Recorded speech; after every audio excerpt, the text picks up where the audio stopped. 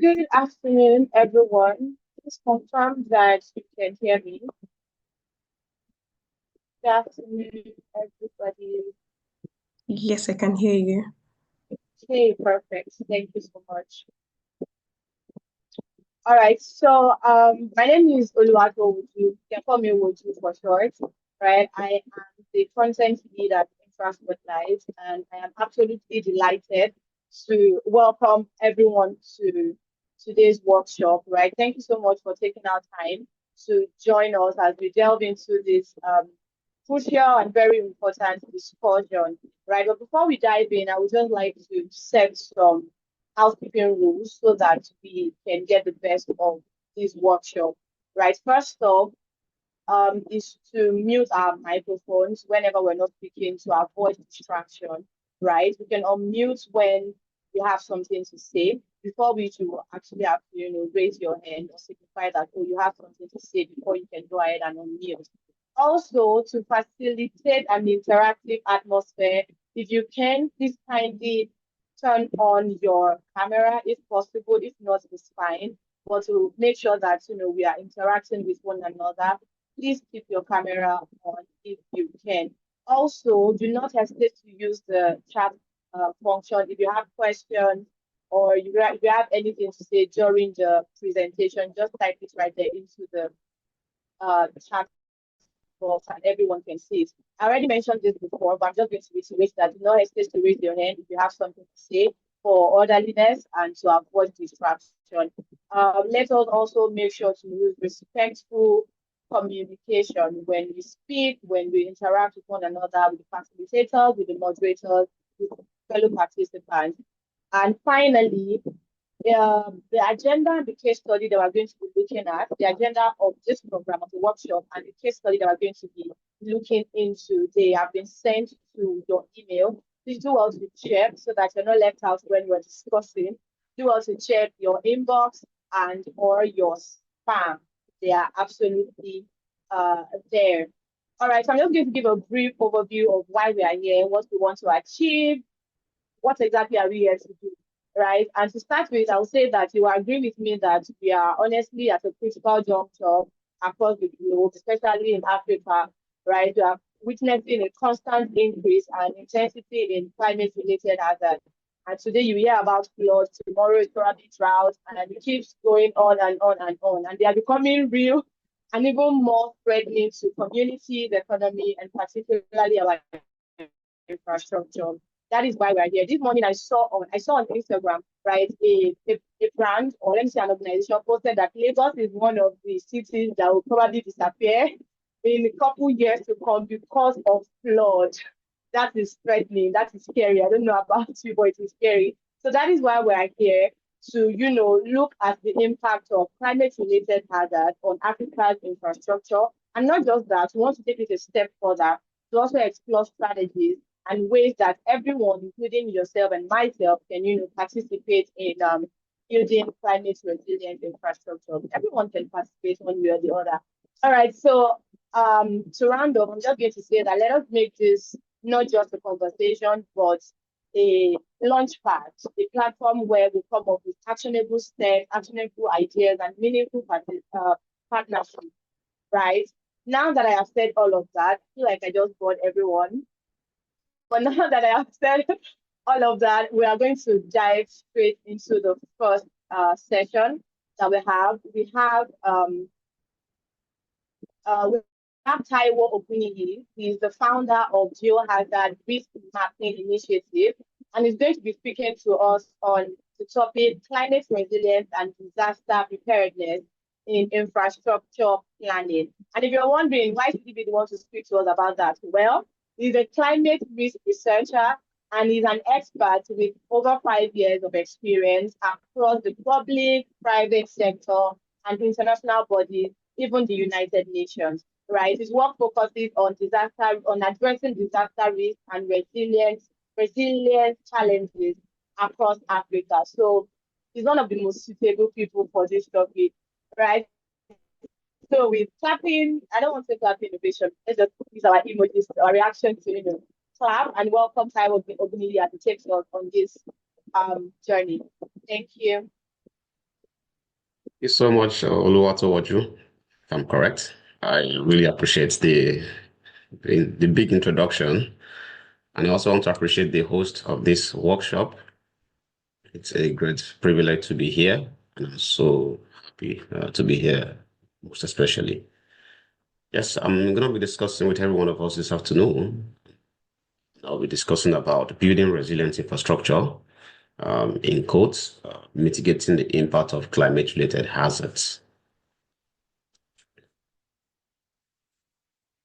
One of the things I would like us to look forward to in this section is, of course, to understand climate disasters and their impacts. And at the same time, at the end of this section, I look forward to you being able to, mention the root causes and challenges that makes infrastructure vulnerable to climate-related hazard. And three, also not just to know this root cause, it's also to be able to understand the strategies of for which we can take as individual, as organization, as institution, to reduce the impact of climate-related hazard, and most especially through resilient infrastructural planning. Well, I mean, for someone that is new here, I mean, probably this is probably your first time of hearing about what we call climate change, or maybe you've been hearing people saying about climate change. I felt that it's quite essential that we look at the definition itself. What is climate change? So climate change is we see that as a long-term shift in temperature or probably weather pattern, an atmospheric condition on health. That means that it's not something that is triggered suddenly. It's something that it's a contribution that have accumulates over the time, and then the impact is now being felt after some couple of a long time. So, and I think a very simple way to explain this is looking at let's say precipitation anomalies. So that means that you observe that the older people will tell you that 20 years ago it's not always this sunny, or a farmer will tell you that 15 years ago we usually have rain at this particular month, but there's a drastic change in the onset of rainfall. The same goes to temperature, right? So you see a data here showing the annual temperature anomalies as of the year 2024. You see that it's now changing. There's an increase in the temperature, especially even in North America, even in Africa. So there's climate change, and I think this is a data proof to showcase to every one of us here that there's climate change, and it's already here. But then, I mean, someone would also like to know what is the root causes of climate change. All right, what causes climate change? First thing, I just bring for two major key points here that I want us to take note. One is deforestation. What is deforestation? Deforestation means the cutting down of trees. Urban expansion have also contributed to this. So we are currently cutting down forests, cutting down trees, which are very, very valuable for carbon sinks. The second point is pollution. We have so many type of pollution. We have car pollution, that I mean exhaust and foams that come from the car. We have industrial activities also too. As you can see in this image, you see there's exhaust coming out. All these they have a very, very terrible effect on the ozone layers. So we call them greenhouse gases. So very, very important that these are some of the key root causes. And you see that as the world begins to expand, we continue to cut down trees, of course, emits several chemicals into the atmosphere. We talk about climate change. We look at the cause of climate change, but then the major reason why we are here is we want to address disaster, right? This is what is climate disaster, right? And we can typically say these are catastrophic events. So you see, imagine somebody saying something is catastrophic. I mean, it's terrible, it's dangerous, it's awful. I mean, it's not something that we could bear. It's not something that we are praying for. You see that is it's either caused or intensified by climate disaster. So there are several types of disaster, but you see this one is climate disaster. That is disaster that happened as a result of climate change that comes from the changes in climate. So example is heat waves, droughts, wildfire. So you see we've been seeing so many heat waves right now. In urban city, you could tell that now even some places in Nigeria now experience very, very high temperature in the afternoon and even at night. So you see, we also have an urbanate island whereby the cities are more hot than the heatland. So drought is now persistent. You see a prolonged dryness. When you expect rainfall, you don't have rainfall, you see, and that affects food security, that affects every sector. Water-related disaster, like she mentioned earlier at the beginning of this workshop, that is looking at floods, for example. We have coastal flood, we have riverian flood. That means our cities and country closer to the coast are experiencing coastal flood, which comes as a result of sea level rise, and at the same time, also rural areas that are very close to riverine, they are also experiencing how the overflow of river. That is when you have the river overflowing its banks. So these are riverine floods. So flood is very common. You see it news, yeah, I mean, everywhere. So then we've understand climate change, understand the root causes, understand climate disaster, right? It's quite very essential for us to look at what are critical infrastructure. And I'm trying to make us to have these concepts, first before we dive into even understand how can we mitigate the impact of climate disaster.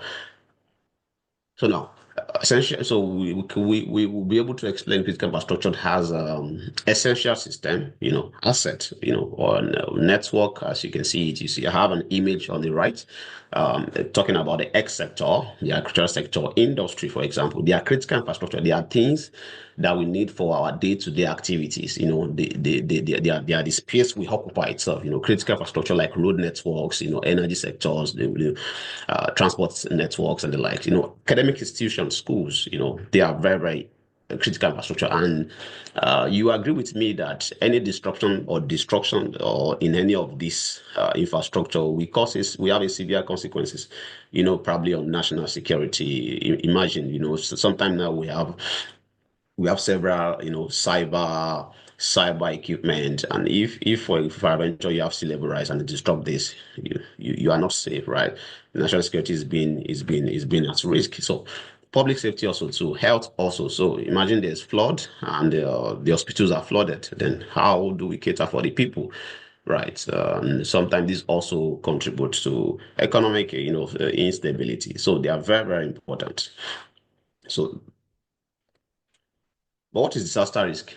Disaster risk. Disaster risk is defined as the potential loss of life. That means that if this event happens, it's going to cause loss of life or destroy or damage assets. That means that if it happens to a community or a system, it's going to produce, and something that we can even talk about that is a very, very large impact on the people or the system. So if there is an hazard, right, for example, there's flood and it does not destroy people or destroy, infrastructure, then it's not called disaster. But I will dive more deeper to that in the next couple of slides. So, but before that, I think it's quite good for me to specify that the MDAT, that is the Emergency Event Database, which is being managed by the Center for Epidemiology Information. They collect some data set, all right, and they try to analyze that what are the number of disasters that happened in the continent for the past the top countries in 2023 that are actually experiencing disaster and how many numbers of disaster, right? It's glaring. You can see it on the screen that, Africa, was experiencing over like 60 or more than close to 60, and Europe has more than 60. Same goes to Asia and even America. So you see, it's no longer new anymore. They made a count that you can see that, oh, wow, things are happening, not just at your own country, but all over the world. But what is bad most is that they have a statistics of disaster occurrences between 2023 and 2022, right? And they try to do a comparative analysis, and they find out that the numbers of disasters that happened in 2023 alone is more than what happened in between 2023 to 2003 and 2022. And that's very, very terrible, So look at flood topping the list. So it's and even storm. We have storm in North America now, the US. We also have several severe flood in Africa. So this is happening, just to bring it to your notice. But then when it happened, remember I mentioned that when we have disaster, right, it destroy and it has so many economic consequences, right? We have loss of infrastructure, assets that we have, and then they also do analysis to calculate the amounts of, the cost of destructions, right? And you can see that they said that over 13.7 billion, 7.7 billion is a huge amount of money. So it's just good for me to bring this to your face so you could see that not just the fact that this is happening, also too it's highly it's costing the economic a huge amount of money. So you see here also too the same thing goes here. Like I said earlier, that the economic loss that's accrued for year 2023 alone is more than what they have been able to record on average between 2003 to 2022. What is disaster risk? Risk is a combination of hazard, vulnerability, and exposure. That is, if you have hazard and the system is not vulnerable and it's not exposed, there's no disaster. So imagine if we don't have any infrastructure close to where we have a cyclone, right? Then we can't see the disaster. Or imagine if there's no critical infrastructure, or let's say there's flood and there's a critical infrastructure, right, that is even exposed, but then it's not vulnerable. That means it's strong enough to withstand wind. Then there will not be any damage. And since there's no damage, we don't call it disaster. We can just say, okay, we have a natural hazard, and that means that but there's no harm. It doesn't affect anybody. I'd like to also specify in this workshop that there's nothing like natural disaster. uh Nothing is like natural. So we sometimes when they say, oh, nature caused this. No, nothing like nature. That is human factor. Human factor. We are the one that builds infrastructure, right? We are the one that builds at a place very close or exposed to some kind of hazard. You see, we're the one that will fail to maintain, or we make systems to be vulnerable to some type of hazard. And when we have the combination of these three, then that produces disaster risk. But this is the reason why we're here today. We want to really understand the root causes of infrastructural vulnerability and how we can build resilience, right? So, but then I have some couple of points here. That is, let's look at this together. Why do we have our infrastructure being vulnerable, right, to this climate disasters? One is poor planning and design. The second point is the aging and deteriorating infrastructure.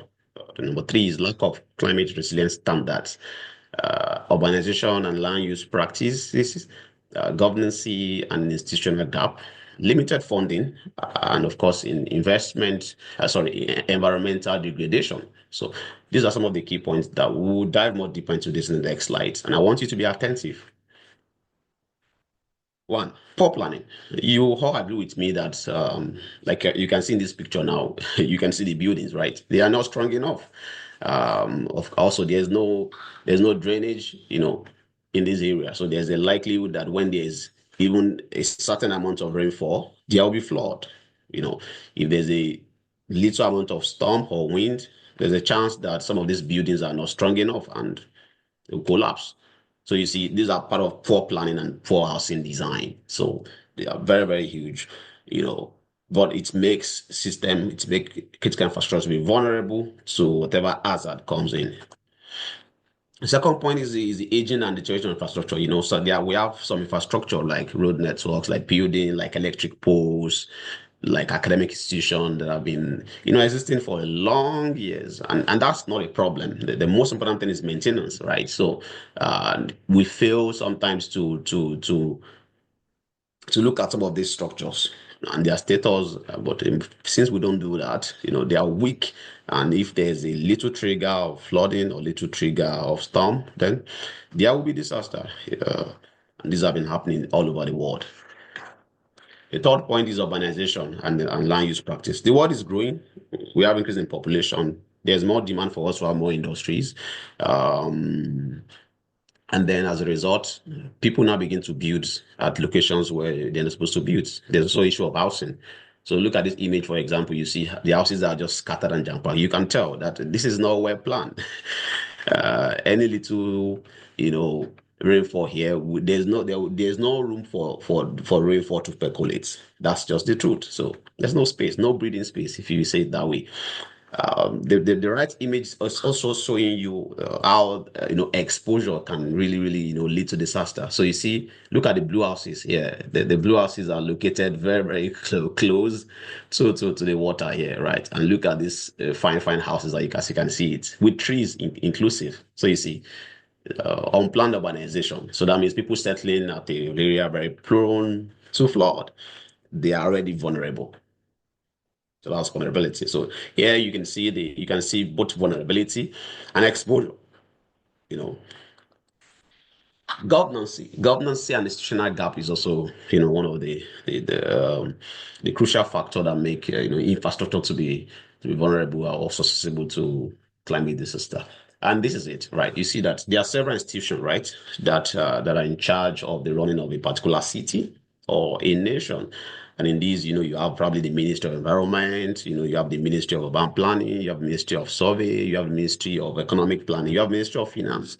And if there is no, there's no coordination between this ministry, it becomes difficult. So probably a minister for environment will probably need to go to the Ministry of Finance to get fund to execute a particular project. And sometimes too, the Ministry of Urban Planning are in charge of ensuring that there's a strict policy of where people are building. So now, if they are not doing what they're supposed to do, or there's no proper regulation or policy document, right, to emphasize that you must not build this here, you must not make this construction in this place, then everybody just keep doing their thing, right? Or probably if there's a corruption within the system, then this will certainly affect how we build. So governance and institutional gap also contributes to why some infrastructures are vulnerable to climate hazard. Yeah.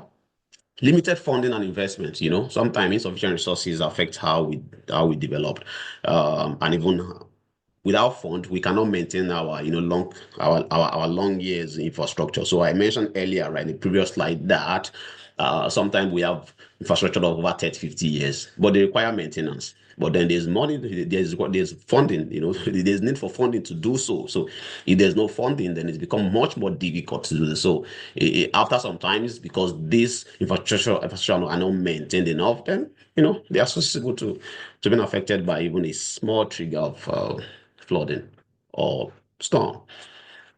Environmental degradation. Remember that I mentioned earlier that one of the root causes of climate change is deforestation. Now again, it also makes the system to be vulnerable. So now, see, you have the loss of wetland, poor land management, and all these. Some of these things serve as a natural protection for flood. But now that we have decided to, make use of the land for our own use or for whatever we think that we should use it for, I mean, not practicing sustainability, then we make the system to be vulnerable. And once there's flood, all the infrastructures will be destroyed or they will be disrupted. But having said all these things, right, that okay, well, these are the problems, and this is why. This is resilience. Resilience. Remember, the team is building resilient infrastructure. So, it's the ability of a system, a community or society that's already exposed to hazard. So, how do we resist? How do we absorb? How can we accommodate? And how do we adapt to, and not that alone, transform and recover from the effects of hazard in a very timely and efficient manner. So the four key things here is what? How do we resist? That is, can we build an infrastructure that can easily restrict, I mean, restrict the impact of the climate hazard, reliability or redundancy. That is, how can they bounce back? Response and recovery. They are key components of resilience. So before we can say that an infrastructure is resilient, then it has to be resistant, it has to be reliable, it has to be reductant, and response and recovery. Very, very essential. And when I'm talking about this, I'm saying that we are bringing forth preparedness, mitigation, response, recovery, and prevention all together, right? To tackle several, type of disaster that we have. You can remember the fourth slide, but that highlights all the several type of disaster. So we bring all this as how prepared are the infrastructure. How can we stop it from happening? How can we stop flooding? How can we stop sea level rise? How do we respond to heat waves? How do we recover from all this? That is, peradventure, the hospitals are flooded or they are destroyed by earthquake or volcano. Yes. Now, what do we need to do? How do we recover? Is there a plan for us to rebuild? So that was recovery. How do we prevent some of these things? So all those five need to go in to any type of disaster,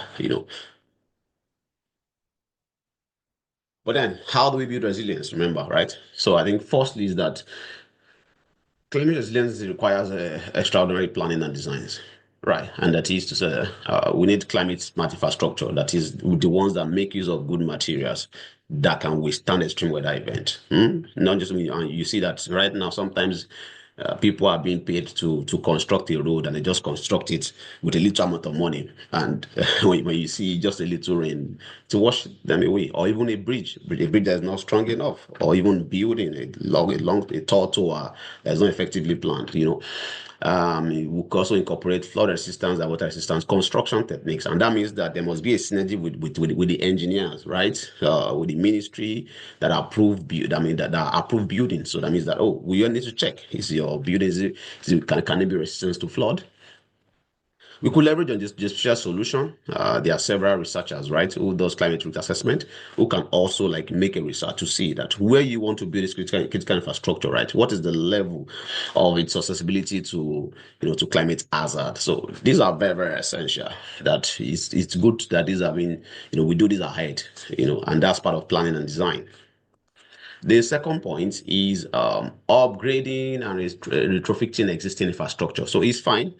There are some buildings, there are some houses, there are some critical infrastructure that is old, and that is fine. But then we need to invest in regularly maintaining them. We need, for example, you have to strengthen or an old bridge, for example, and you have to make it in a very more modern, climate standard because the climate is changing. So, you built this bridge or this building like 24 years ago, but now the weather of 24 years ago is not what we have now. Things are changing. So, urgency is now, there's need for urgency. The third point is strengthening, building code and regulation. So we can't say this enough. There's need for strictly enforcement of regulation. People break rules a lot. They break rule because there are things that you can't do in North America. You can't do in South America, right? There's something that you can't do in Asia because they have a very strict regulation that, but in Africa, you can pay your way out, and these are the key things that needs to be in place. That is, there's a strict enforcement on where you should build, how you should build. Then we reduce the vulnerability of critical infrastructure, and they can be resilient enough to be able to withstand any type of climate hazard. Number four is sustainable urban planning and land use management.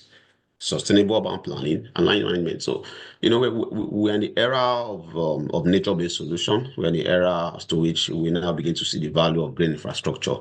So, if you're experiencing heat waves, for example, right, the temperature is high, and there's nothing you can do about it. Then remember, resilience is about adapting to. So, how do we adapt? So, if you probably you build your house in a way that there's tree around, you know, the house, and then as a result, you naturally generate your own hair. So you have natural hair even in the evening. So nature-based solutions become very, very important. There are other engineering solutions, right, that need to be in place. You understand that major urban city does not have drainage channels. And the absence of these also to make infrastructure very, very, very vulnerable. Look at this example here, the image here below. There's a very, very huge drainage channel that even no matter the volume of the water, I mean, at least it's able to withstand, it's going to be able to withstand this. So that's number four. Number five is there's need for increase in investment and funding for resilience. I mean, I can say this over and over again that this might require that we have to secure government or even official development aids fund to support our climate adaptation. We have been seeing several, World Bank, African Development Bank funds, provided for electrification, standard education. They're provided for standard educational buildings. So these are very, very important. Also, too, there might be also be need for the countries to opt for insurance mechanism, right? Risk financing. So that means that if there's a destruction somewhere, how do we quickly ensure that we recover or we rebuild? If you insure your infrastructure, for example, now it's quite very easy for the insurance to pay you out. These are things that are very common in North America. So because they have a provision for that. So that, I mean, since we don't know how climates will behave, right, then we have to make provision for this. And also to we cannot also ignore, public-private partnership. It's very, very essential that you can always, share the cost with private organizations who can also support in research, support in getting funding also too. Six is because I mentioned earlier that there's sometimes gap in institutional coordinations, right? Even between the regional and the national, most time. In some African countries, you have the national government, you have the state government, you have the local government. So, and if there's no synergy, you have ministries that are being coordinated by the national government, and we have state ministries. So it's very important that they harmonize and they unite and they work together. So this is key. We need to establish a very, very, strong disaster preparedness, and response strategy, for infrastructure itself. So, and not that alone, also too, while we are trying to strengthen our institution, we also need to make some institutions understand how essential we need climate adaptation, especially in this time. So this could be through training and research. So that means that if I come to your desk and I'm telling you that, oh, I'm from the Ministry of Urban Planning, and we want to construct something, we need finances. You will not ask me as a financial manager, and like, why? Why didn't that amount of money? Because you already enlightened. So if he or she that is the Ministry of Finance or Department of Finance is already enlightened about climate change, and its impact, then you'll be able to make informed decision through that. So that makes it very essential. We have to strengthen our early warning system and emergency response plan. Very, very important. We still have African countries that have poor early warning system, especially at the local level. And we have to fill this gap. Very, very essential. So on this note, I'd like to point out that the climate is changing. And the research also shows that if you look at the screen, you see that the projected change in annual average rainfall at different global warming, right?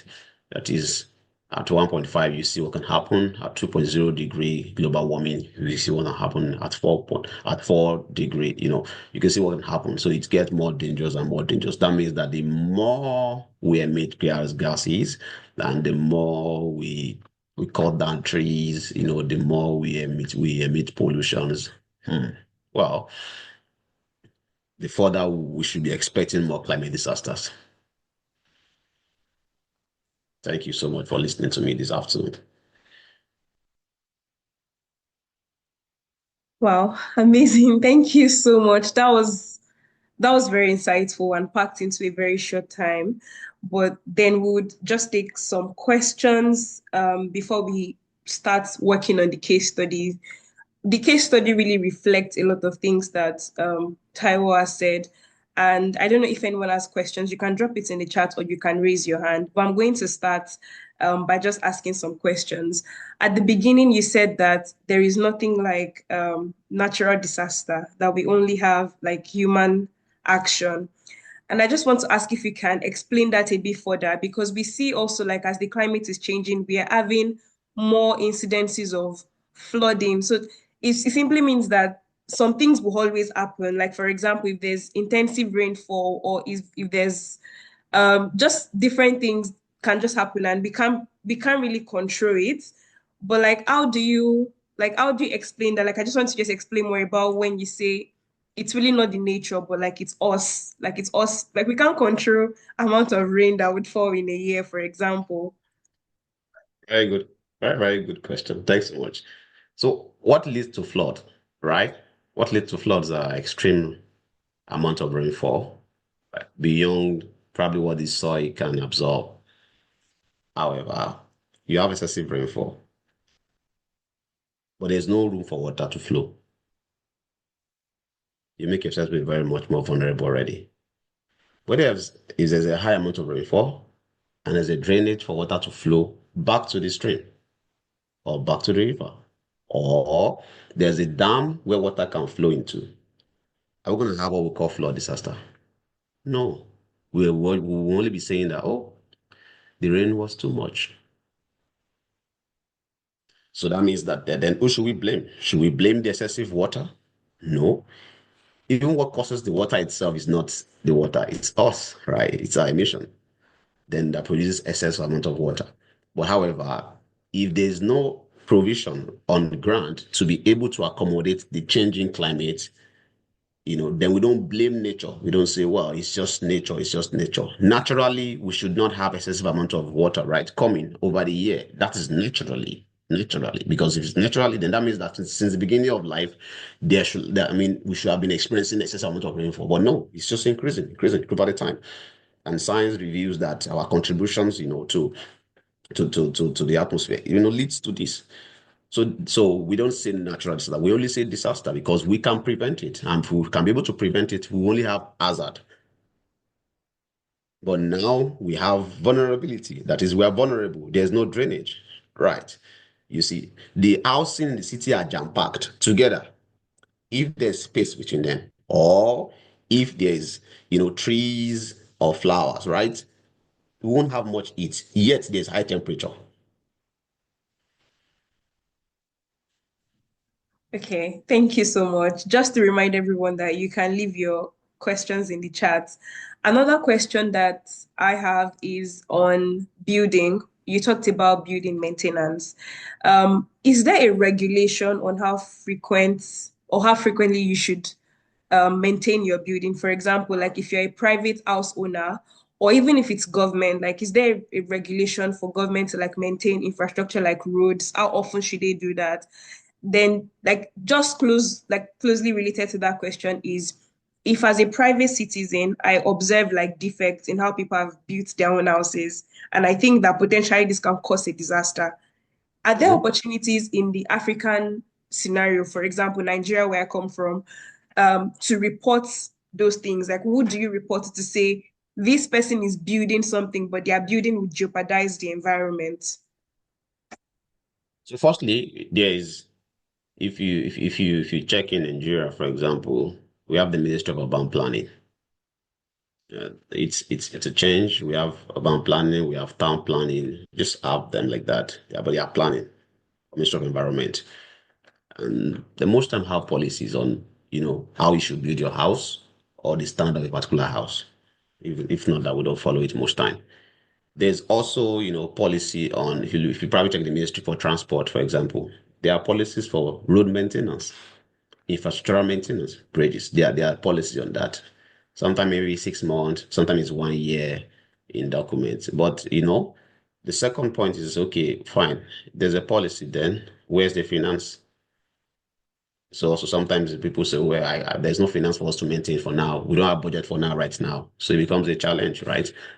Private individual, right? Probably you saw somebody's house and you are like, this house is not built, effectively. It's not where it's supposed to be. You can report to the ministry, but then would they act? So we have some environmental enforcement agency. They exist, but it's just how they are working, or when they are working, or how effective they are. When advanced country, of course, you know that there are policy documents for maintenance, there's budget for maintenance, and there are also institutions that take care of this. Well, thank you so much. That's very insightful. It's very helpful for us as citizens to know that we also play a part. And I'm just going to take some of the questions in the chat, but just to also help us that the whole purpose of understanding all of this is to take back the information to see what we can do, like how we can, what role we can play. I like to use this as an example often, which is something that Infra Spotlight recently reported on. There is an ongoing case before the Federal High Court of Lagos regarding the Lagos Calabar Coastal Highway project.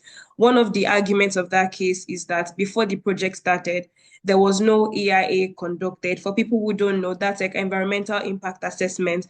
For like large scale projects like building roads and bridges, that's a fundamental thing you should do to know if in building this infrastructure it would affect the environment in the future. And so it's also helping us to realize that when government announces a project, you should also want to know what are the checks they've done. Is there, if government is sand filling oceans, for example, we need to ask questions how this would not impact the environment in the future. So you can know that even as a citizen, you have like a role to play. So taking Daniel Adewi's question is, what will you say to someone who believes resilient infrastructure is a nice to have and we have more foundational problems in the country like insecurity, poverty, etc.? insecurity, poverty, etc. Right? So that means that are you talking as a private sector or you're talking as a government? I think that's the point. Are you speaking as a government or you're speaking as a private sector? So am I saying that, well, should I build my infrastructure in a way that is resilient, but there's no finance, right? There's no money, there's other things I need to do, or are you speaking as a government? So I think that's the key point here. So government can say that the reason why we cannot spend so much on standard bridge or standard education infrastructure is simply because there are other things that we need to spend on. So we have to manage the cost, which is very, very bad because don't build at all. Because why build? I mean, don't build at all. Because if you build a bad road or a bad railway tracks, for example, now, we lead to more destruction than you think about. Right. So if we don't have the finance to build a standard infrastructure, right, then we shouldn't. Like we should reduce, how we develop.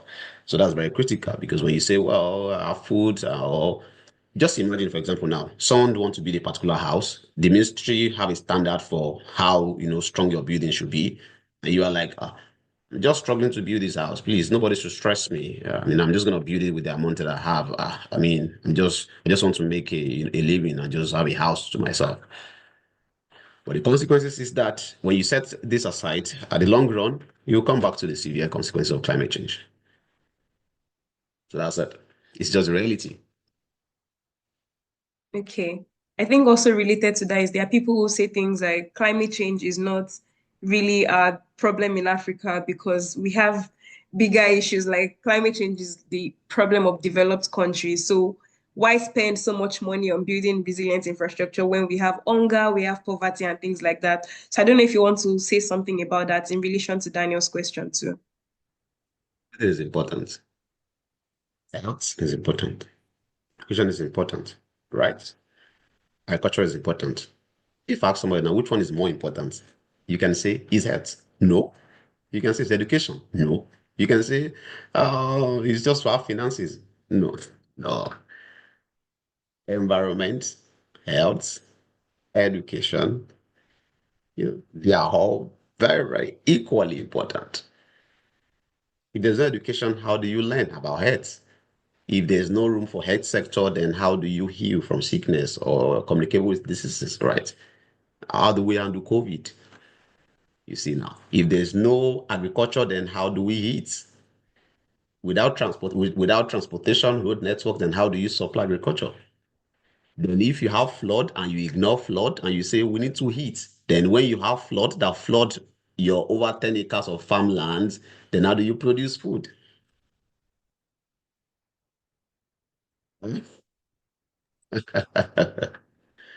That's your question. Yes, thank you so much. So I have two other questions and then we would go into the breakouts. The question is, does it mean only anthropogenic activities is the cause of climate change? What happened to the nature characteristics or causative effects on climate change? If natural causes if nature causes climate change, how can we mitigate it? I'm also going to just read Ife's question, which is related to that. And that question is, are there really no natural disasters? How about the disasters that occurred ages ago before climate change and its effects became as prevalent? Are all disasters fully caused by humans? I think both questions are connected. Right. Which one should I start with? Disasters that happened ages ago, where you think there is no climate change. That's your thought, right? Disaster started some century after we have people living in the world, is it not? If I will say it. But then, yet, remember that those time also too, right? Our parents, they cook outside with stones and they emit flames, is it not? Do is wood. The approach of emission changes over the year. I think it's good to point that out that even 50 years ago, there's emission. It's not as much as we have now, but they do. Number two is that 50 years ago also too, they are also vulnerable because there's even no finance, no advanced technology to even make the cities to be more resilient. So you see that, for example, right, in some of the rural area, there's no drainage. So when you have excessive water, it naturally meets with existing vulnerability of the farmlands or the housing. houses that are built on moats, right? Imagine house that we even have now. We have more advanced houses now that are very, very strong. But those houses in those days are built with mud. And when there's rainfall, then it washes them away. So you see, but meanwhile now, the same houses that is washed away because it's mud, now it's not a standard house. And you have rainfall, then what happened? There's no disaster. So there's nothing like natural. There's nothing like natural. Because if we are well prepared enough and we have a strong system and we build, in a very, very strong way, then hazard will only happen. It will not lead to disaster. So even the old days, they are still vulnerable, and even the old days, they still contribute to emission, just in their own different way. There's bush burning, you remember, right? Then in the olden days, when our farmers, when they want to clear their farmland, what did they do? They gather all the leaves and burn it. Now compare that to industry now. So now we have many industries. Those time it was bush burning. Thank you. Thank you so much, Taiwo. This has been very insightful. We're going to open up the breakout rooms now. You would have received the case study, but I'm going to put it on the screen. So there are two main groups, and you would be able to, so you'll be automatically assigned, and there are breakout moderators for each of those two groups to deliberate. So I would ask us to focus on a particular question per group. So group one would focus on question one, and group two will focus on question two. And then when we come back, we would just ask the moderators and someone from the breakout rooms to give their feedback on their deliberation. So I am going to just open it up now.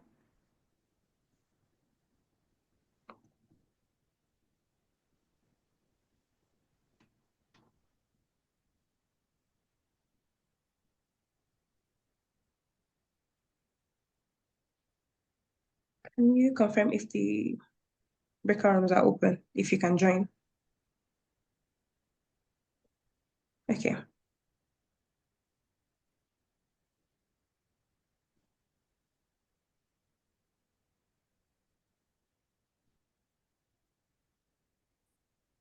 just a minute.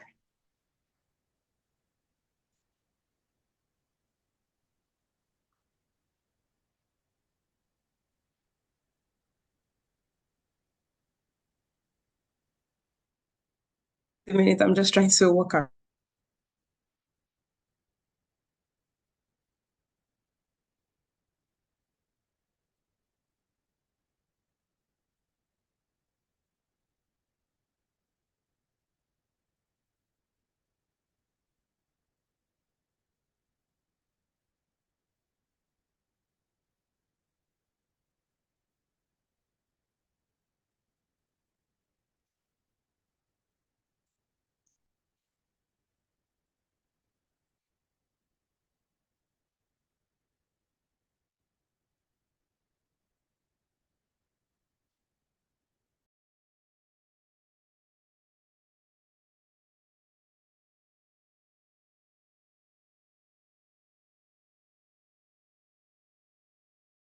Can we all join now?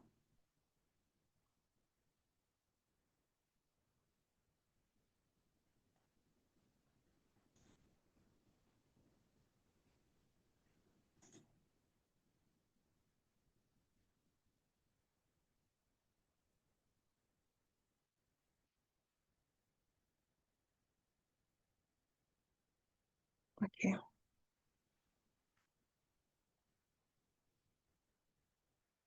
So if you've received the pop-up, you can join your breakout room now.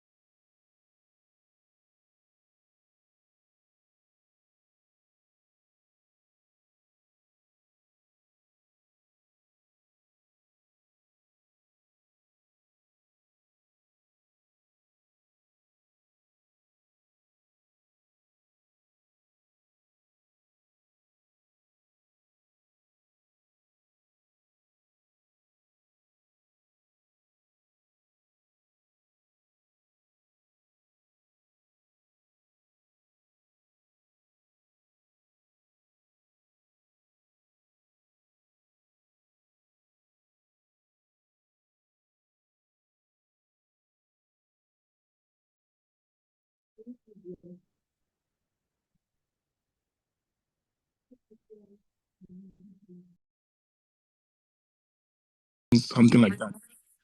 Something like that could be done. Like people actually didn't have how to cook. They were not prepared for it. Nothing like that. In fact, they had to import, they had to bring people from outside Ireland to help with the electricity over here. So there were some things that were not in place before that time. So I think those things we need to start having those kind of conversation. What are the things that people are supposed to have, or community or counties are supposed to have even before natural disaster happen? Thank you so much, Paul.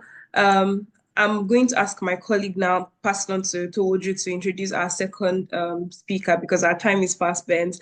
But something that I want us to leave with is this is not just a case study. This is really like the reality. And it might seem like we've used a fictitious country or city, but one thing I don't want us to ignore is that this is really what the future of many African cities and communities would look like if we don't start taking early warning systems seriously. In this particular case study, we see how science and technology is really important, how we can help with early detection and warning systems.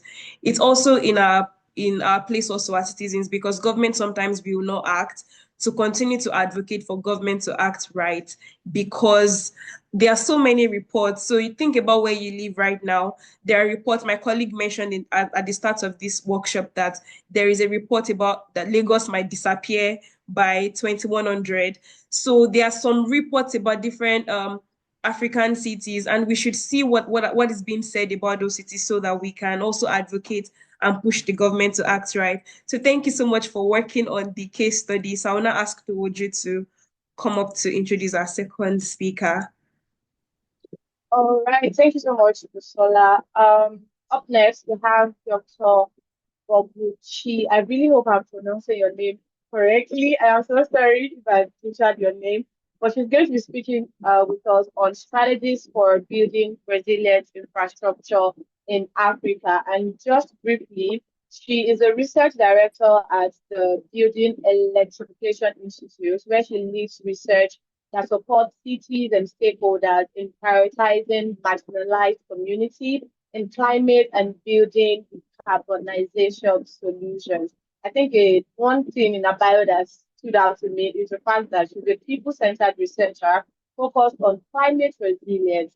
So, if anything, as I said earlier, she is also well suited to speak on this topic. So, please welcome with me. I'm not going to mention her name again so that I don't ruin it.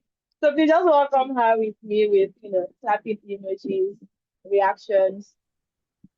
Yay, thank you. Thanks. No, you didn't butcher my name. It's correct. It's Oh, Babuchi. great, Yeah. great. Yeah. Nice to meet everyone. And thanks for having me. I know we're kind of behind on time, so I'm going to try to make this quick and painless. I wanted to use this session to kind of discuss like some of the questions that we need to ask when we like plan or think about planning for resilient infrastructure. As you know, sort of was mentioned in my bio, I work as a climate energy researcher, and I've also worked in the built environment in construction. And so it's always important and always in the back of my head when you think about decision making, like who's part of that decision making process?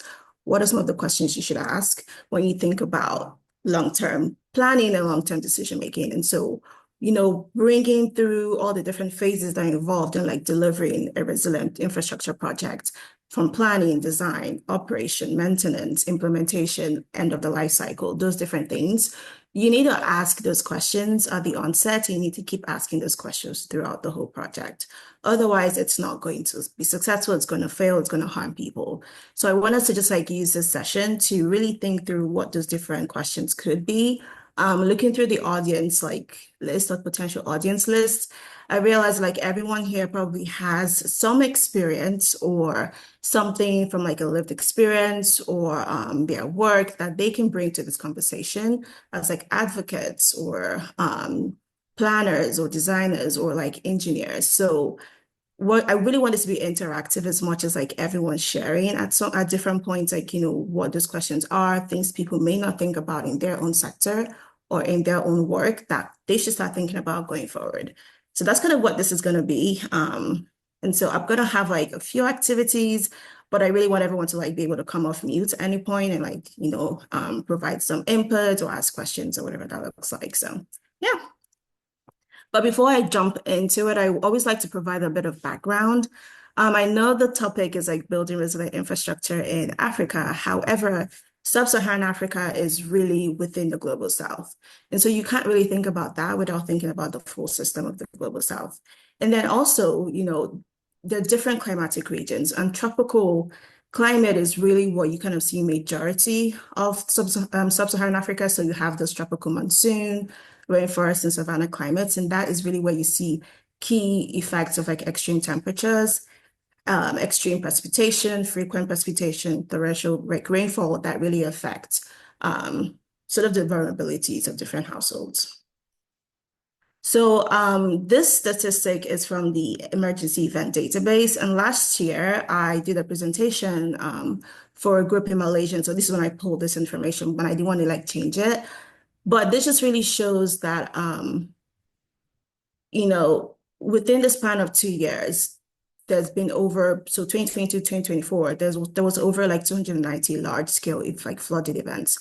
And what this means is like events where you're having thousands of people displaced, tens and thousands of people who are killed, millions and billions of dollars in redevelopment costs or losses to property. So that's what you mean by large scale events. And so over 290 occurred within this period in the tropical global south.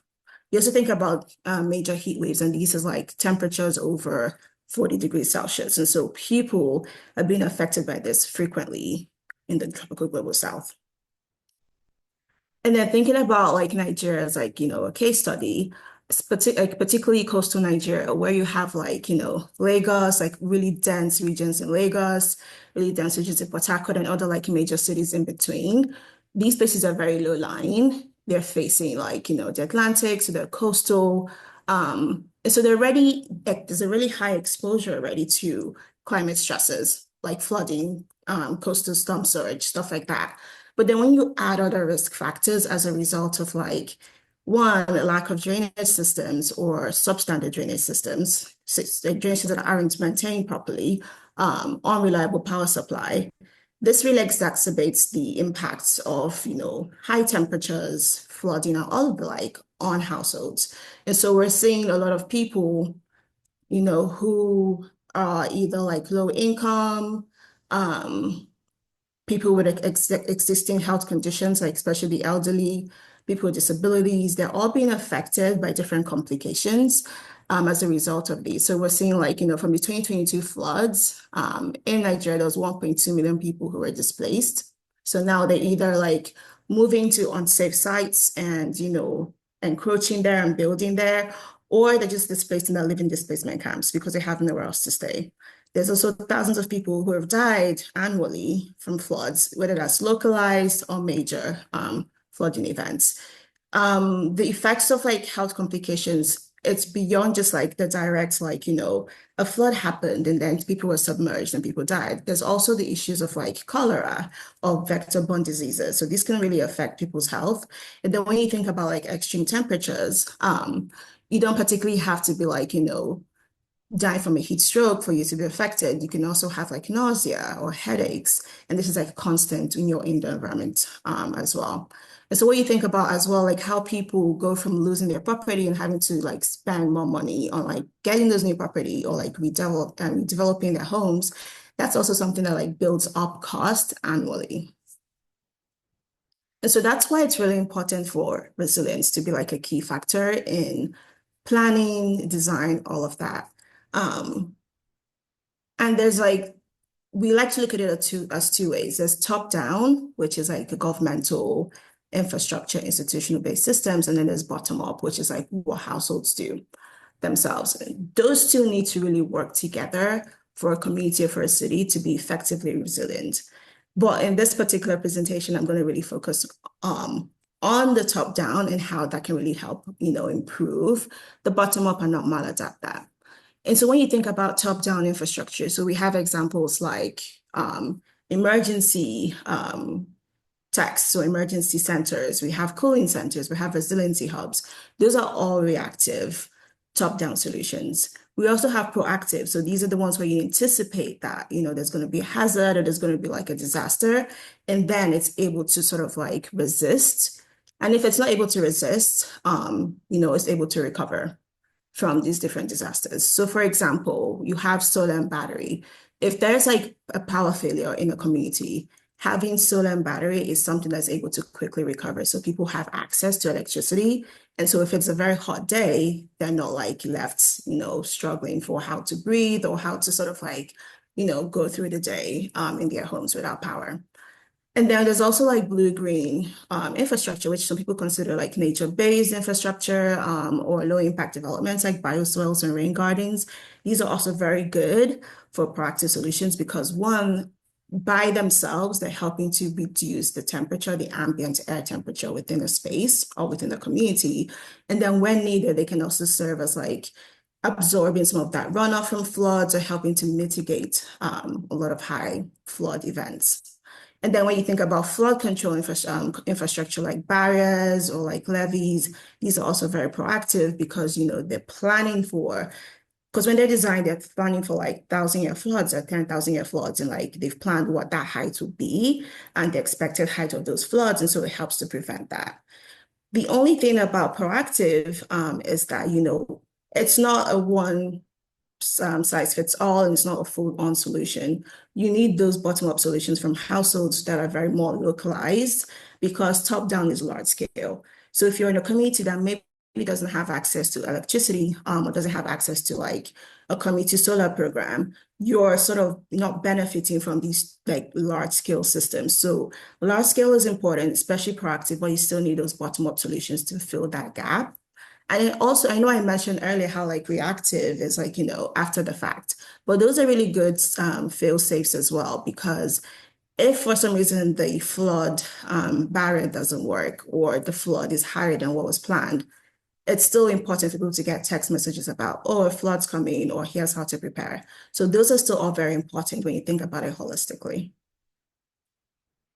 So now that we know about the different kinds of like, flood resilience, infrastructure and solutions, what are the consequences when you like don't ask the questions that you need to ask at the beginning of the plans and the beginning of the design of all of this?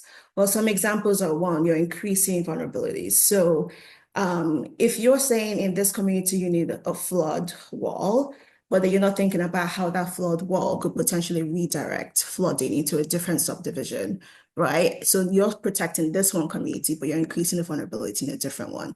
So when you're not thinking through that holistically, those sort of issues can occur.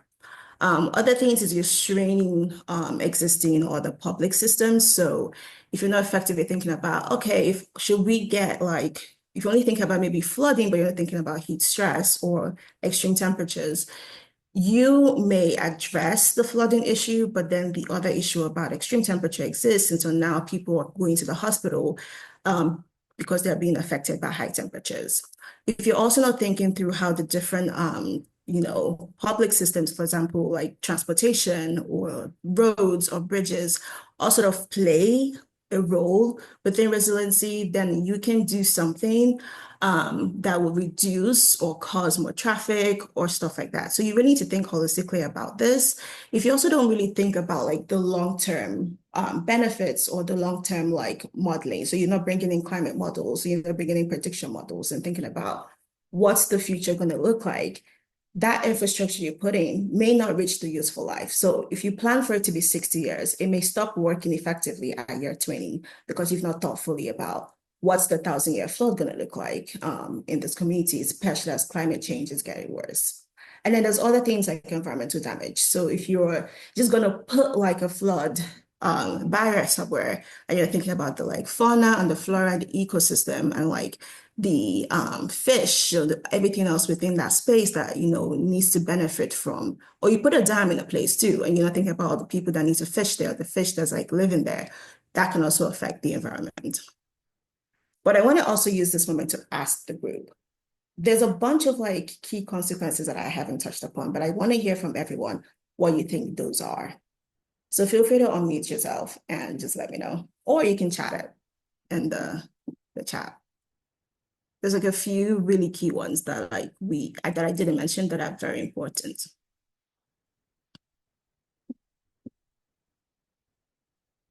Don't be strange. Don't be a stranger. This is, we're all friends here.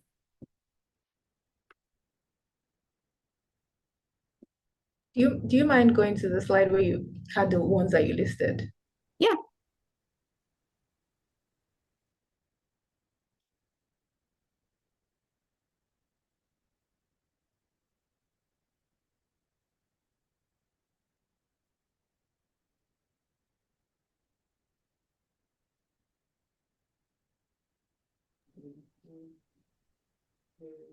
Anybody? Hi. Something I, Hi. something I probably, see here maybe is loss of life. That's something Mm-hmm. you're thinking about. Okay. Anybody else? I'm thinking of the financial implication in Okay. like building again or Mm-hmm. rebuilding, or like people not going to work and what that like translates to economically. Yeah. Anybody else? There's someone's hand raised. Yeah. Hello. Hello. Yeah, we Hi. can. Hi, this is Ewube from Cameroon. Yeah, so one of the greatest challenges which I have really witnessed in my project when you ask the wrong question is the fact that you have little all, let's say, community participation. Like some Sorry, I of them can't will. really hear you. Can you hear me now? Yeah. Yeah, so I'm saying that if you ask the wrong questions or if you fail to ask the right questions, you have little or no community participation in the project. And it will likely fail because there will be no maintenance in near future. Even if you Mm-hmm. implement, yeah, the community will not be actively involved, and so it will lead to failure of the project. So that's what I've experienced in one of our projects over here in Cameroon. I love that. And that's what I was trying to get at is the people aspect, right? It's like when you're not asking the right questions and you're not bringing the right people in to ask those right questions, you're excluding the community, you're excluding the people. You're going to have a lot of distrust. So even if you like do something and then it fails and then you want to do it again, everyone's going to be like, why? Because, the first time you did it, we weren't brought in. So now we don't care about it or we don't want you to do this. By also not involving the community or involving people in that planning to help ask those right questions, you're not thinking about their lived experiences. It's important to know that like in the community, there's frontline community people, right? So they've lived there. They have like their own local knowledge, they have the indigenous knowledge, they have all these different experiences that have allowed them to either cope or adapt to those climate stressors. So even though like designers, engineers, planners all have these like great ideas to like solve these problems and they come up with these different solutions, at times it's not the solution that is needed at that moment or by those groups of people. So if you're not bringing them in to ask the right questions, you will develop a resilient infrastructure solution or system that will fail in some shape or form. And when that also fails, that affects people because of inequitable outcomes. So someone who has more wealth is able to like quickly adapt and is able to bounce back more quickly than someone who may not have as much wealth or resources. So these are just different ways, and at times it can also lead to conflict. So I'm from the Niger Delta, I'm from Port Harcourt, and so like thinking back how oil companies like Shell came in and they destroyed the environment, they polluted the environment, and nobody was part of those like early conversations on what transparency would be like, cleanup would be like, compensation would be like. No one's really part of that. So now there's a lot of conflict and there's a lot of distrust with the government and with like oil companies or anyone who wants to come and like revitalize the environment and revitalize the communities because they were not part of this early decision making. So that's something that's like really key and really important is how do you bring people in when you're asking those questions? And so this is just some examples of like solutions that people have done from my past experience. So I did my dissertation on flooding and heat stress resilient design solutions that are bottom up in self-built housing. And so part of the work I've done is like identify what households themselves have done over the decades and centuries and years of being in frontline communities. And so if you're not bringing them part into those conversations, you're going to miss out on all this like really key knowledge. Like people, have certain kinds of vegetation or raise their plinth. These are all really important things to know when you're designing, because how the neighborhood and the systems within the neighborhood interact with people's own bottom-up solutions can make and break those bottom-up solutions. They can also cause the infrastructure to fail if they're not really thought through.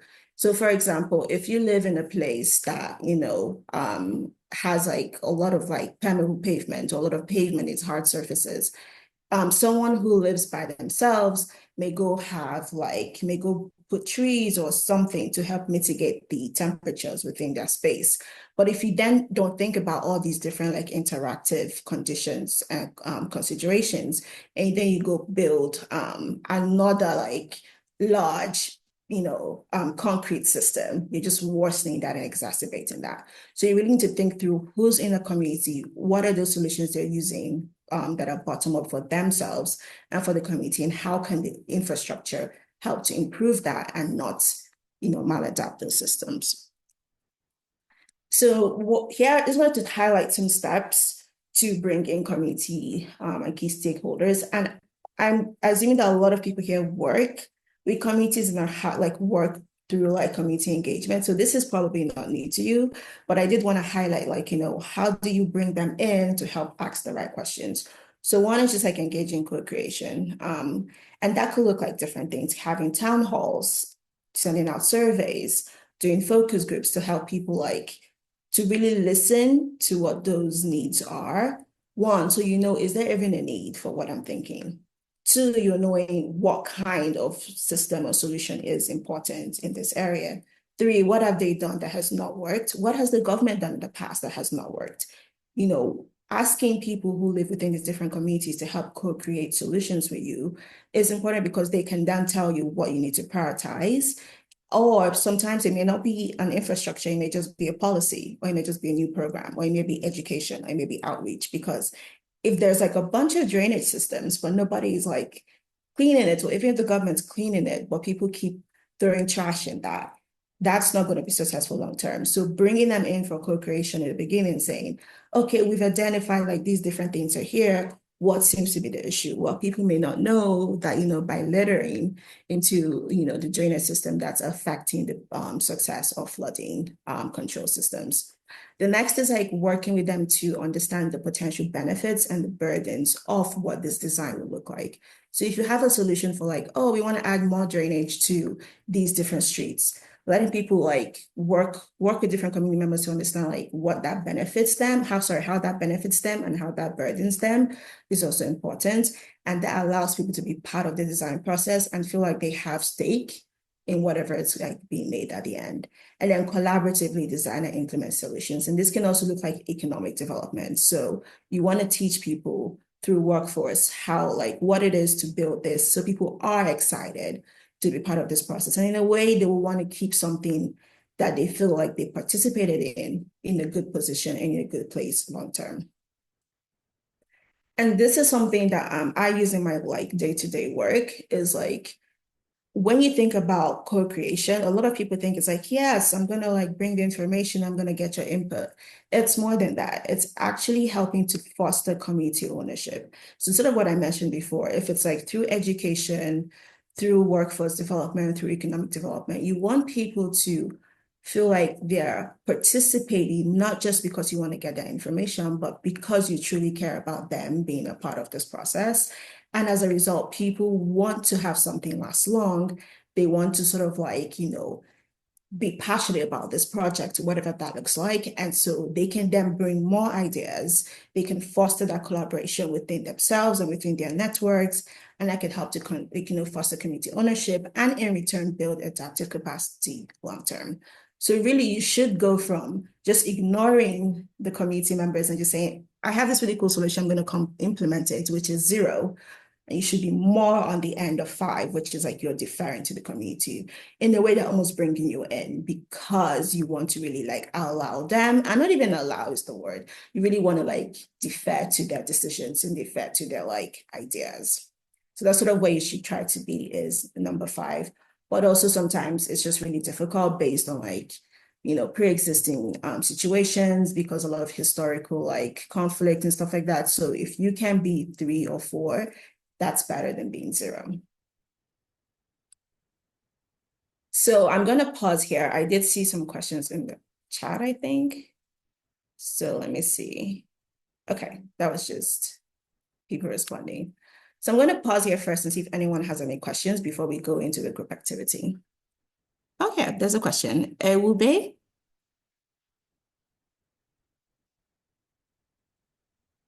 Feel free to come off mute.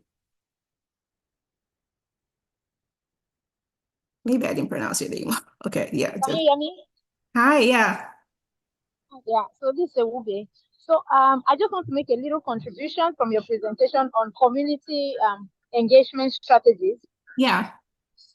So actually what we do here in my organization in Cameroon, we mostly engage in the participatory rural appraiser approach, whereby we gather the community, the stakeholders, the chief, the councillors, and then together we identify the former version of the environment. For example, if we want to work on a water project, we try and identify how was the water situation 50 years ago for people who were there, and how is it today, and what do you think might have been the problem? And then you start hearing them telling you, telling of trees, urbanization, and then you ask them, what's the way forward? Then they will tell you, maybe when we plant trees, it will be better. Maybe when we adapt into better agricultural methods. And that's the solution. And then now we go through their strategy, we implement. Now they feel part of the solution because they were in the identification and the strategies for implementation. And then it becomes their project. So it has really worked for us. And I think I should just share. Thank you. No, yeah, that's great to hear that, like, you are applying that in the work that you're doing. And that's sort of like, bringing people part of that design process. And it's like listening to them, listen to their like past experiences, the history within the area. Sometimes it's just storytelling. So people are able to like, their mom told them this or their grandparents told them this. And so really listening to all that local and indigenous knowledge is really important to know how to move forward. Yes, Daniel. All right, thank you very much. So my question is this. All right, can you hear me? Yeah. All right, great. So my question is, and it also follows from the comment of the last speaker. When you engage the, say, community stakeholders and you want to hear from them, how do you balance? Because most people will give you the context of their environment, what happened 20, 50 years ago, but that might not necessarily be the scientific truth. So have you been in situations whereby you had to balance, cases of, yep, the chiefs of this environment, of this community are saying this, but that is maybe their perceived truth and it's not the scientific truth. And so you have to now toe that line of, I don't want to say you're wrong, but you're not 100% right. So have you had that kind of experience before? So that's a very good question. I was going to situations like when I'm engaging with the community, expecting that everyone is right and nobody is wrong. And even the science is right and the science is not wrong, because from everyone's conversation, you can pick certain things out. If there's a trend, even if that trend is not, what is being said by climate models or what is being said by science, there's still something that is confounding or a compounding factor or a confounding factor that could have influenced that science or that data. So there's no data that's 100%, right? There's, depending on how you place it, depending on your question, depending on your hypothesis, that's how you can find certain things. The only thing that's kind of absolute maybe is 1 + 1 is 2. But I think like a lot of like science, a lot of data is really all prediction. It's like probabilities, especially when it comes to climate. So it's like the probability of this happening again is this %, right? And that's because there's a lot of confounding factors and compounding factors that we may not know. So even if you're listening to someone who is like, yes, in hundreds of years ago, they told us the Greek god came and like made this like thunder and there was a volcano, if you really filter through the different stories, there's something to learn from there. There was a volcano, right?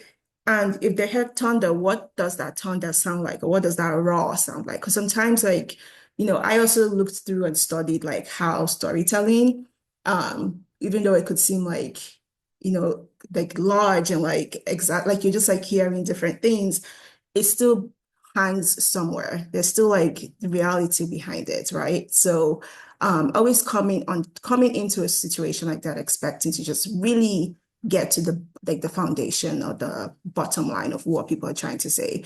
And you can like filter out the extra fluff, right? You can filter out like, oh yeah, the goat told me that if you eat rice, I don't know, I'm just throwing things out. But eating rice, may have its benefits. Just ignore the fact that the goats told them that, or that, they have a shrine where they worship chickens. I don't know. Focus on what's really like the key, like information you're pulling from there. So yeah, hopefully that's helpful. Great. So I want us to quickly go through this group activity. It's just like using everything I've sort of like spoken about a little bit, plus your own personal experiences to kind of give me some examples of like design questions, planning questions, um, operation questions, and implementation questions you would have for a region like this.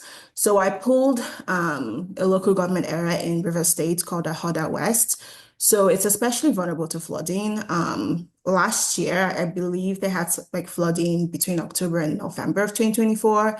And 260,000 people were affected. So displaced, lost their lives. Is someone who's not muted. Thank you. Yeah, displaced, lost their lives, lost their property. So just really thinking about, what would you don't have to think about a particular solution. It's just what are some of those questions you would ask to start thinking about what can a solution here be? So other things to note, it's a rural community and it has about pretty small rural community or region rather, like 400,000 people spread across 95 communities. So that's just something to think about as you go through those questions. So a poll should come up now where you can respond. It's open-ended. There's no right or wrong answer. I just want to hear how everyone is thinking. Yeah. The questions will all come together for some reason, but if we can just go through the 4 questions and you can discuss the answers one after the other. Let's see.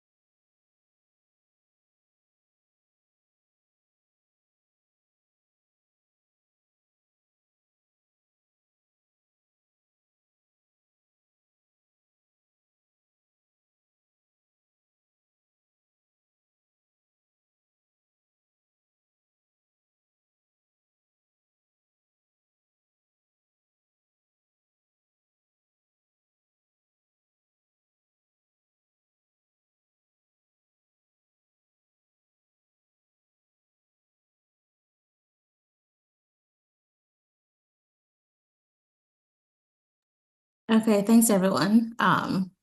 So this is actually pretty good questions because I would think it's going to be open-ended, but I appreciate Basala sort of taking the reins a little bit here and like, coming up with some of the multiple choice answers. So yeah, these are really good. Before we get into like these different like options, can someone just like, I guess anyone come off mute and just say what was going through your head with the questions when you were like going through the planning or the design or the operation or implementation phases?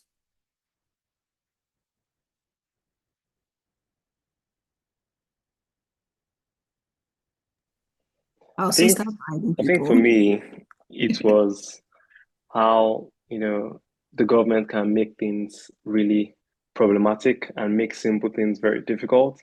Mhm. And so some options felt straight to the point or easy answers, but I was like, with the Nigerian government, probably not as straightforward. Mhm.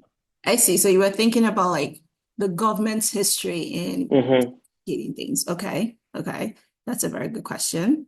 Anybody else feel like they want to share? Yeah, for me, I think like looking at every answer and thinking it's the answer, and then seeing the next option and like, oh, actually, this can also be the answer. So it was thinking like the question of what's the biggest challenge, and you're thinking, oh, maybe it's the lack of awareness from communities, and then you're thinking, no, but actually, if no one is coordinated, how will anything happen? And then you're thinking, oh, but if everyone's coordinated, but like the process is taking 5 years to happen, then what's going to happen? So just seeing that they all sort of feed into each other. And I think it was good for me to see all the different challenges that could happen. For me, it wasn't more of a ranking, but like Yeah. seeing everything that could go wrong with a Yeah. project. So do you think it's important to have like scenarios of what could happen or what could go wrong for you to? Absolutely. Okay, that's Absolutely. good. I think even in planning for a project, but even in showing people what could go wrong, like you can say, like someone said earlier today that Lagos will disappear in XYZ year. Like you can say that and nobody would care because they don't really believe it. But if you could find a way to show them what could actually go, like model it to people, Yeah, not just in words, like in something visual, then people yeah. will be more like keen to, yeah, I think it's important to show people what could go. That's really good. And sort of what you said is like showing that to people too. Is like who are the people, right? So identifying who those like stakeholders are, so then help you think through like what's the scenarios that you need to pull up and show those people how have they benefited or not benefited from the government in the past, and how would they sort of engage or interact with the government. Would they think, oh yeah, that project is going to take 20 years or 5 years and no one's going to benefit from that? So that's also really important. Someone shared in the group chat, in the cultural context of Nigeria, individual community member priority versus what's relevant for the community as a whole. Do you want to expand on what that means? Because I'm thinking you're saying that there's a lot of like self, like people like me as a person versus like the community. Right, of course. So pretty much what you said. So like for your average Nigerian, their priority is what they can Mhm. eat the next day, especially when you think of in the rural context. So if you come up with solutions to an important problem, but it just sounds like something that costs a lot of money, requires a certain level of technology. They're like, yeah, it might be important, but for me personally, I don't know if that's a problem I would worry about today Mhm. versus a problem that will manifest itself, X years from today when I may or may not even be here to witness it. Yeah, and that's very important. That's something I'm gonna like highlight at the end is when we're saying bring everyone in and like hear everyone's perspectives, they have different priorities, and those priorities can be very conflicting. And so that's when that becomes an issue if you don't think about it truly, and use like certain like methodologies or tools to help think through those different priorities. But thank you, everyone. I wanted to just like have this moment for people to just like think through a little bit on how, questions and different phases can really make or break, even if it's just the planning and not even the implementation of a project. So we're going to proceed quickly for time. So these was other things like I wanted to just like highlight, like have we, identified key stakeholders? Have we factored out the community members? Have we considered local knowledge? Are they involved in decision making? Do we consider how the infrastructure will might adapt? And then I wanted to like also ask another question. So these questions you've asked, we should also think that they would differ based on the context. So this project right now is, Ahada East, sorry, Ahada West in like River State, but the questions can be the same to some degree, but they will also be different from like Surulere in Lagos or Victoria Island in Lagos, right? Depending on who makes up the stakeholder and makes up the community. So that's important to know that like these are all very context-based questions. And then when you think about who you should prioritize or who you should bring on as a stakeholder, really think about people who have been historically excluded from policymaking processes, people who have been burdened by current or past inequities, people who could be affected by the infrastructure. So it could be like you choose a radius, a 10-mile radius, right? It could be people there, people 20-mile radius, really thinking about that. But some common stakeholders or threads of stakeholders that you'd always at least think about initially are tenants, low-income residents, self-builders, people in small businesses, labor stakeholders, those that have to build and those that have to construct, or those that have to learn a new trade. So thinking about these different groups of people is always a good point of like thought, as well as nonprofits, advocacy groups. These are all stakeholders that you should first think about, like who should we prioritize them for this project? And then this is what I was trying to like mention earlier is like asking the right questions to lead to this multiple and conflicting priorities. And as like, engineers, designers, all of that, we have identified several tools to help really break down these different priorities. One of them is called multi-criteria decision making. It's like a complex problem, but it's also a good problem to have. If you get to the point of needing multi-criteria decision making, you should think about you've done a really good job of considering a lot of people who should be considered, their criteria and their priorities. And one way to sort of like address this is the analytical hierarchy process. And I don't want to go deeply into this because this is not the time, not the place. But it's just like a decision-making methodology that I've used in the past through my research and other like projects where you're bringing in multiple stakeholders, you're asking them what criteria they care about, and then you're going to like work with them to weight those criteria because for everyone it's different, right? Some people may care about cost. For example, they may care about access to local materials, and they care about if this will affect their livelihood, if this will help reduce like public health issues for them.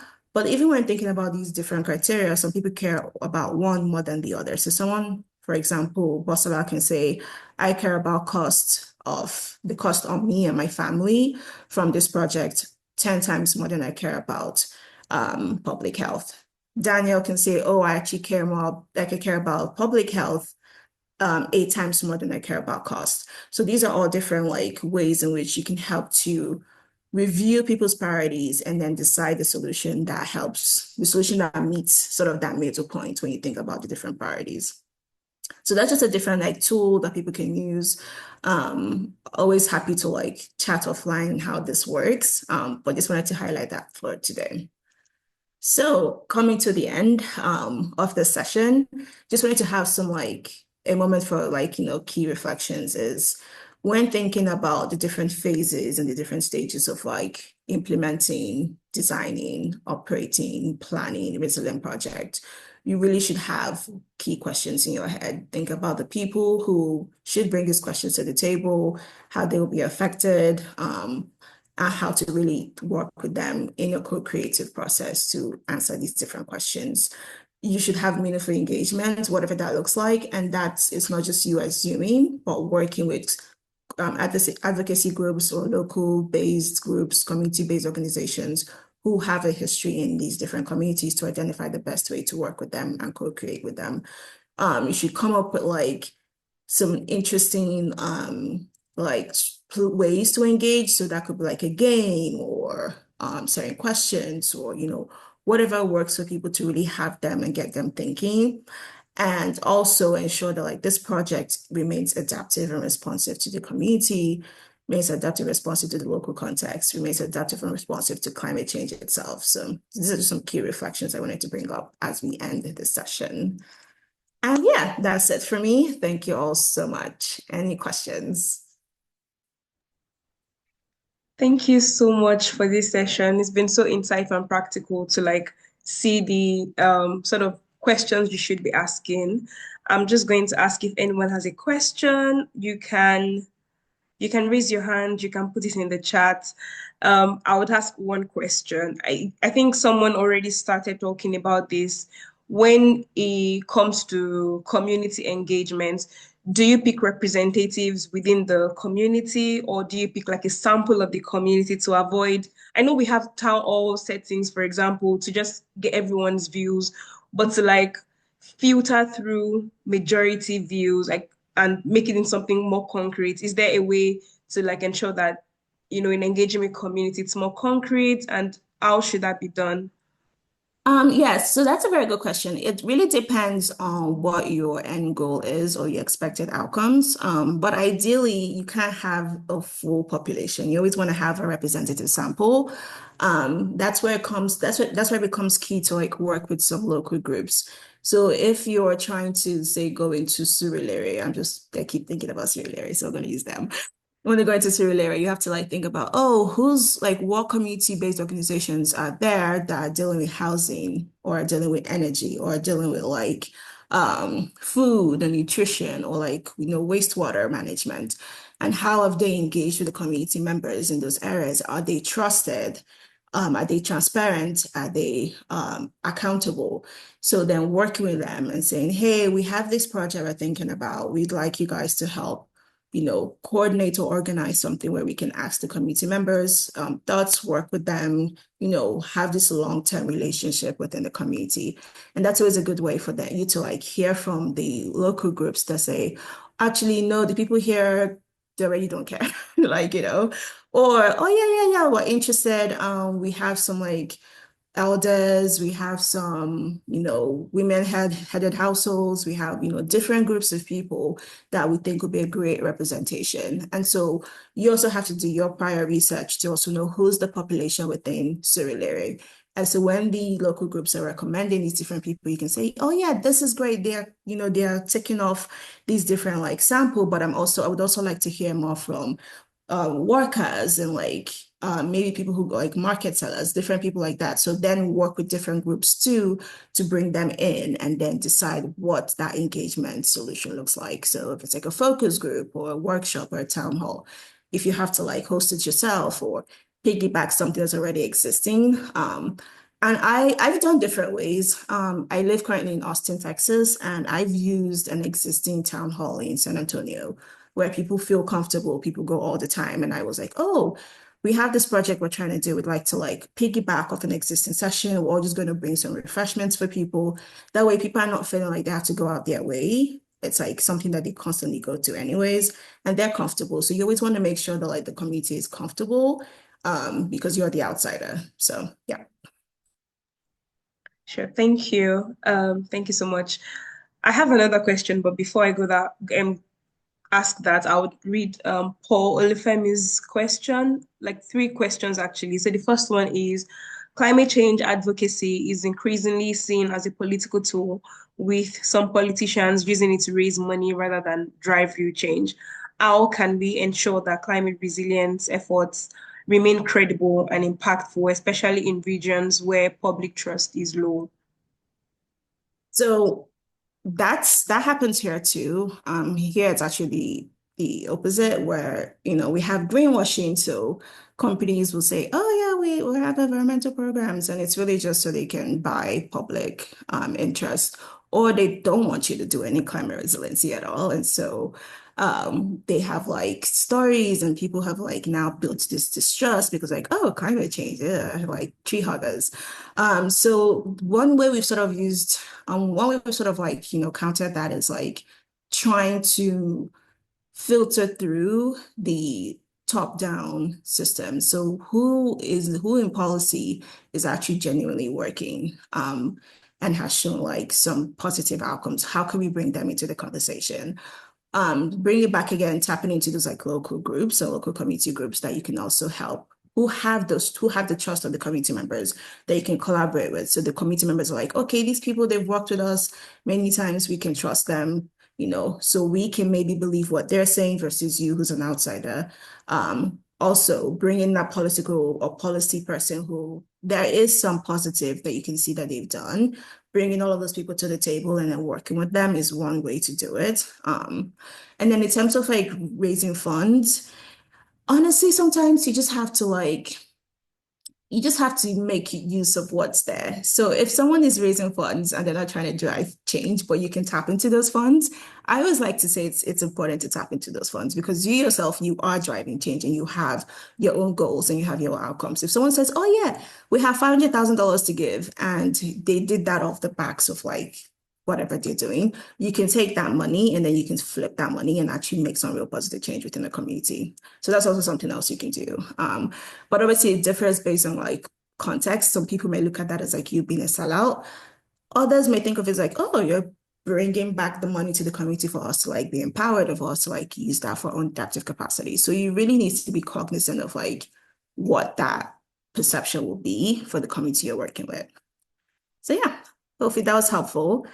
Second question, in Africa, climate change is often seen as a distant issue, yet it impacts floods, droughts, and infrastructure failures in media. Yeah.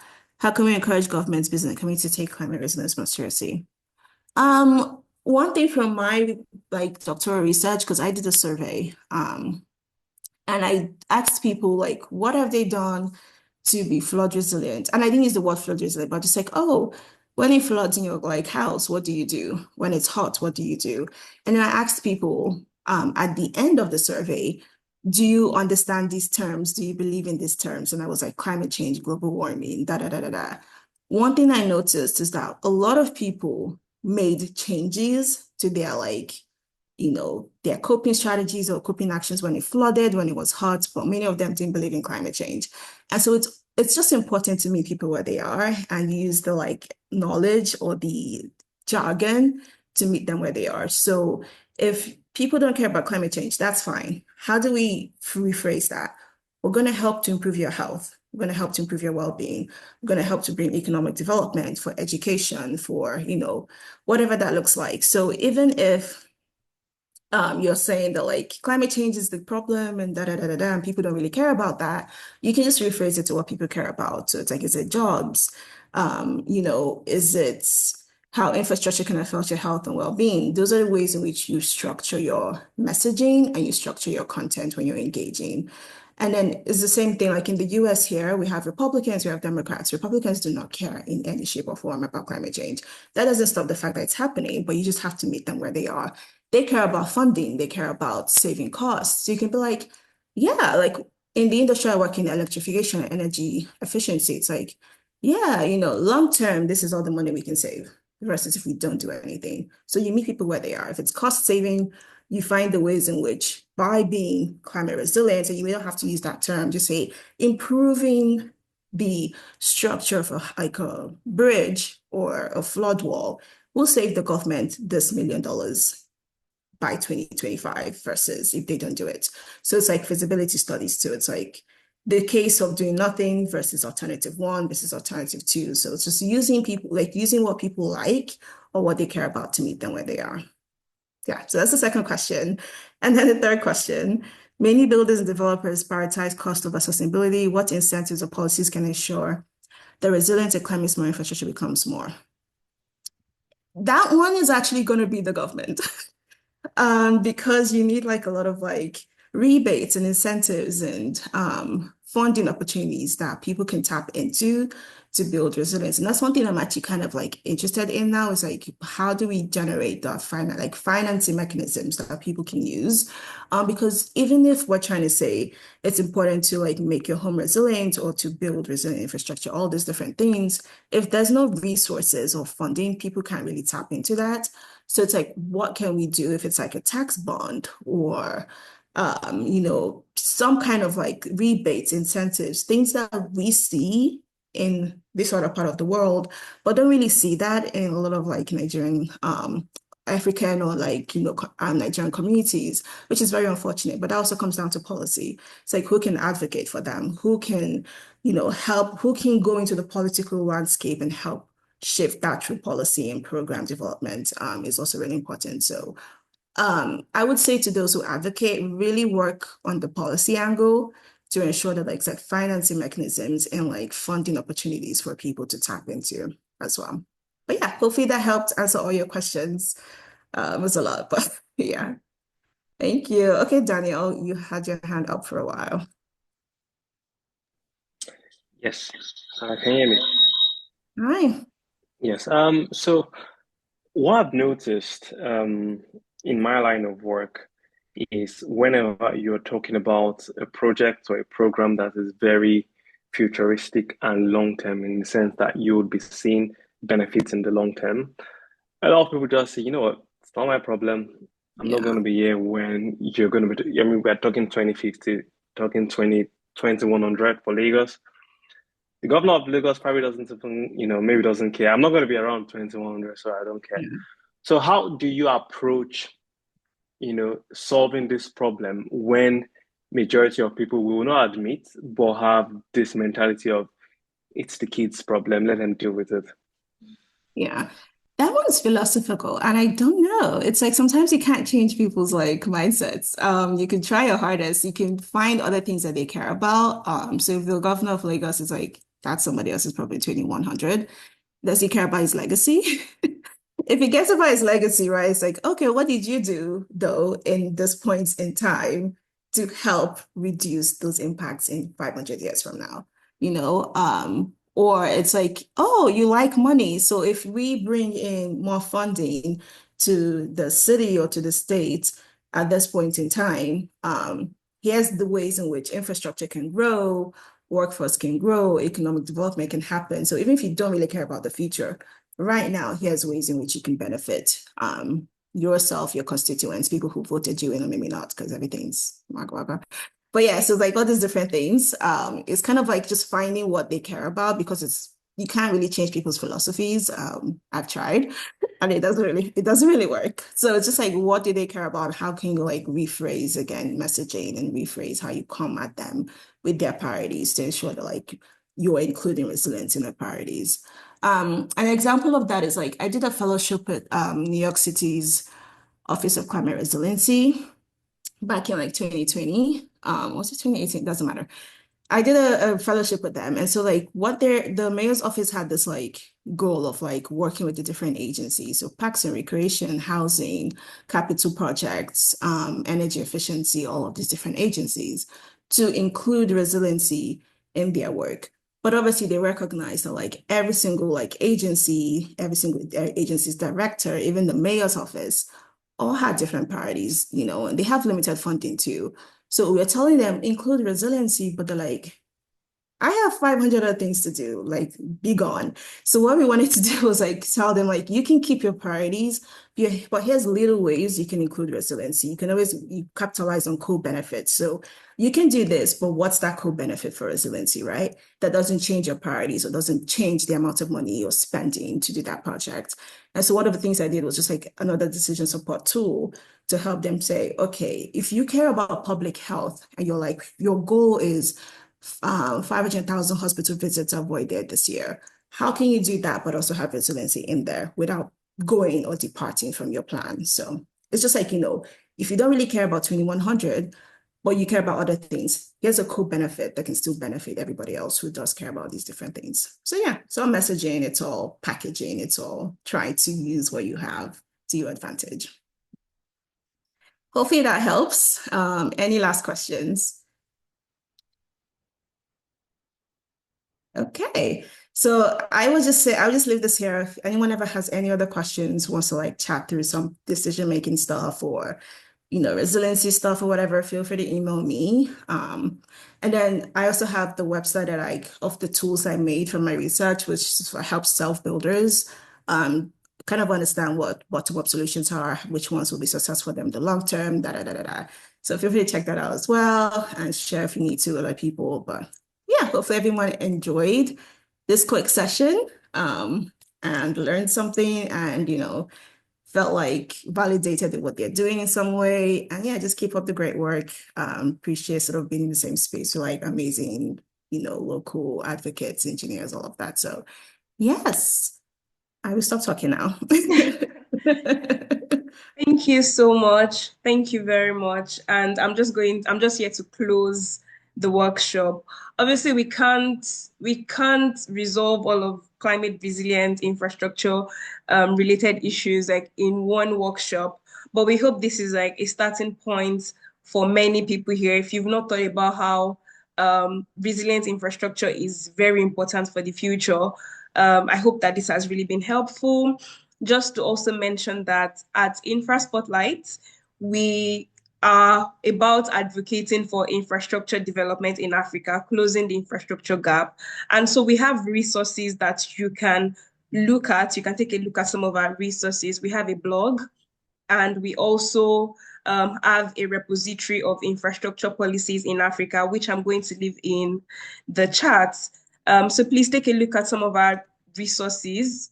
Follow our blog. We have some topics around environmental impact assessment, and then you can also follow our repository covers infrastructure policies in 28 African countries. So depending on where you're from, you can also take a look at that.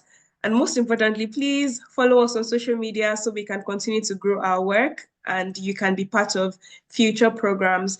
I will ask my colleague to please drop the workshop feedback form.